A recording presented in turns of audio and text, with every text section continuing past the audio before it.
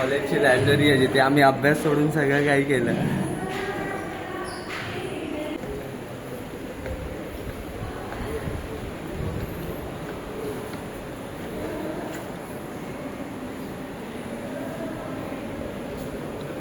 तर गाईज ही आहे आमच्या कॉलेजची लायब्ररी आणि आज असायचं ना आपला सेकंड लास्ट वाला जो हा रो होता आमचा फिक्स असायचा. इथे आम्ही कमीत कमी 12 वर्ष अगोदर आम्ही जे लिहिलेलं ते अजून इथे तुम्हाला दाखवतो. 12-13 वर्ष झाले असतील त्या वर्षा अगोदर आम्ही ह्या साठे कॉलेजच्या आमच्या लायब्ररीमध्ये जे लिहिलेलं ते बघा अजूनही इथे आहे.